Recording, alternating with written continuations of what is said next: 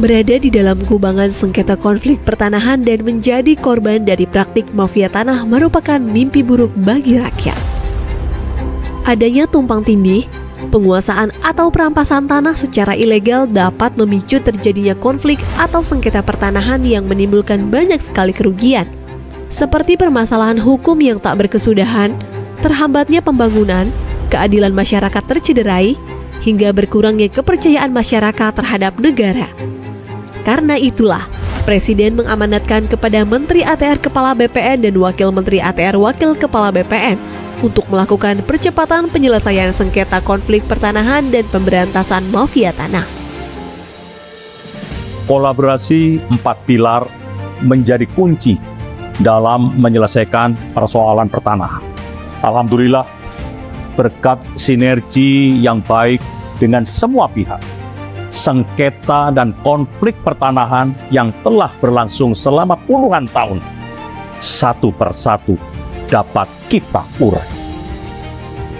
Seperti masalah suku anak dalam, SAD 113 di Provinsi Jambi yang berkonflik dengan sebuah perusahaan selama 35 tahun lamanya. Akhirnya kita dapat memberi kepastian hukum. Permasalahan tanah ex-HGU di Kabupaten Minahasa Selatan dan di Kabupaten Pemalang. Penyelesaian konflik ini masuk dalam lokasi prioritas reforma agraria dan telah diselesaikan melalui redistribusi tanah. Penyelesaian konflik pertanahan di Desa Tambak Sari, Kabupaten Pasuruan, yang juga sudah berlangsung selama hampir 100 tahun, dan sudah diserahkan sertifikatnya. Selesai semuanya.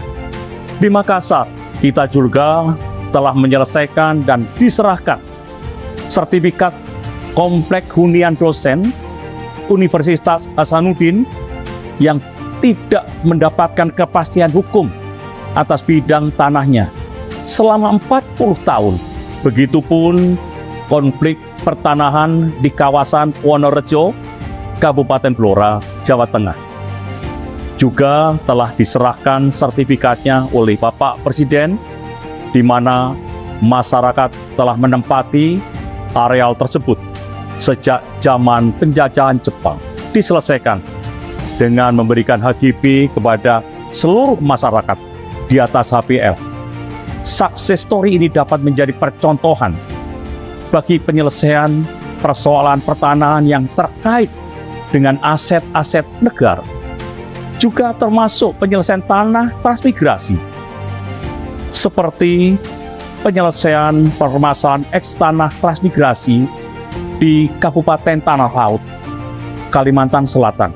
Skema yang digunakan melalui fasilitas bagi masyarakat yang secara existing sudah menguasai lahan ekstransmigrasi untuk melakukan gugatan secara perdata dan disidangkan secara in absentia. Kedepan skema ini menjadi percontohan dalam penyelesaian permasalahan tanah transmigrasi lainnya yang sudah berlangsung puluhan tahun. Dan disampaikan oleh Pak Menteri, selain mengedepankan kerjasama dengan 4 pilar untuk penyelesaian sengketa konflik pertanahan, kami juga melakukan koordinasi dan kolaborasi dengan sejumlah civil society organizations, akademisi, dan masyarakat terkait dalam menyelesaikan persoalan pertanahan. Kami juga pastikan melalui program reforma agraria, negara hadir untuk mengurai dan menyelesaikan konflik pertanahan di tengah-tengah masyarakat. Benang kusut pemberantasan mafia tanah dalam 1 tahun terakhir sudah mulai terurai. Pada bulan Maret lalu, di Provinsi Kalimantan Tengah telah berhasil melimpahkan kasus pidana mafia tanah ke Kejaksaan. Tentu kasus Kalimantan Tengah bukan satu-satunya, tetapi kasus lain di 39 tempat juga telah dilimpahkan ke Kejaksaan, seperti di DKI Jakarta, Jawa Timur, Sulawesi Selatan, Banten, serta provinsi yang lain.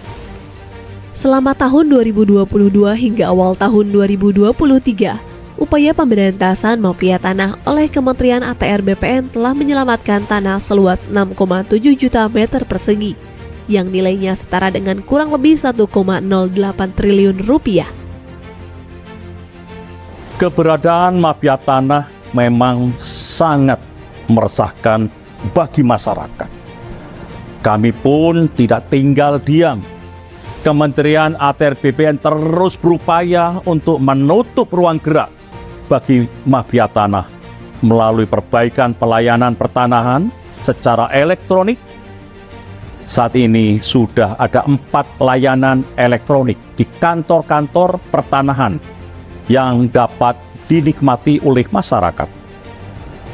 Responnya pun cukup bagus karena pelayanannya jadi lebih cepat, transparan, objektif, efisien, dan profesional. Oleh karena itu, ke depan kami pastikan seluruh layanan pertanahan dilakukan secara elektronik. Dengan begitu, mafia tanah tidak bisa main-main lagi. Kalau nanti masyarakat masih menemukan ada mafia tanah, mari sama-sama kita gebuk. Keluhan, aduan, saran, kritik yang disampaikan masyarakat merupakan hal yang sangat penting dan mendukung peningkatan kinerja kementerian.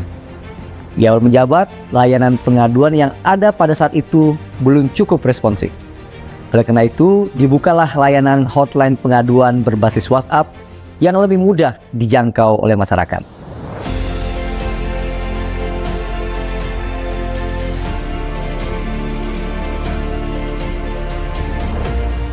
Sejak diluncurkan pada Juli 2022 hingga Juni 2023, terbukti hotline pengaduan ini telah menyelesaikan 98,9% dari total 74.564 pengaduan. Saat ini, hotline pengaduan telah terintegrasi dengan 33 kantor wilayah BPN di seluruh Indonesia. Kedepannya, layanan ini akan terintegrasi dengan kantor pertanahan di seluruh Indonesia pada tahun 2024. Kementerian ATR BPN juga telah menerima pengaduan kasus pertanahan baik sengketa, konflik, dan perkara yang diadukan oleh berbagai elemen, baik masyarakat, kelompok masyarakat, badan hukum, instansi pemerintah, pemerintah daerah, dan BUMN/BUMD, baik terhadap objek yang berbeda maupun objek yang sama. Kami pun terus berupaya melakukan penyelesaian kasus pertanahan, mulai dari mediasi, administrasi, hingga melalui skema pengadilan untuk mendapat win-win solution antar berbagai pihak.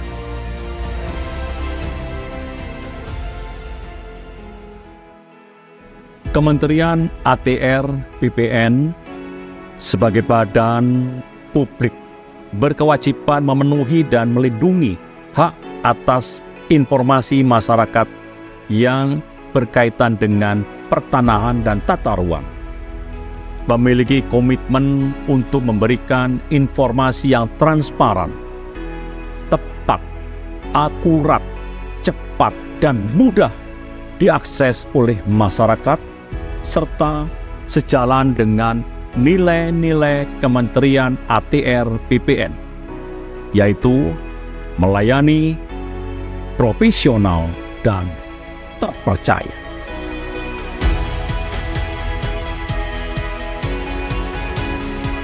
Kerja keras seluruh jajaran Kementerian ATR BPN mendapat sejumlah penghargaan, seperti capaian opini WTP 10 kali berturut-turut dari Kementerian Keuangan dan BPKRI, unit penyelenggara terbaik dalam penyediaan sarana dan prasarana rumah kelompok rentan dari Kemenpan RB, keterbukaan informasi publik sebagai badan publik informatif dari Komisi Informasi Pusat, 5 instansi pemerintah umum terbaik untuk kategori aspek keberlanjutan konektivitas dan dampak terbaik pada kompetisi pengelolaan pengaduan pelayanan publik keempat. Dari segi penggunaan tanda tangan elektronik, berdasarkan penilaian dari Badan Cyber dan Sandi Negara atau BSSN, Kementerian ATR BPN merupakan kementerian kedua dengan jumlah tanda tangan elektronik terbanyak tahun 2022. Tanda tangan elektronik bukan hanya memudahkan dan mendukung efisiensi, tapi juga menghadirkan kepastian hukum yang setara dengan tanda tangan basah.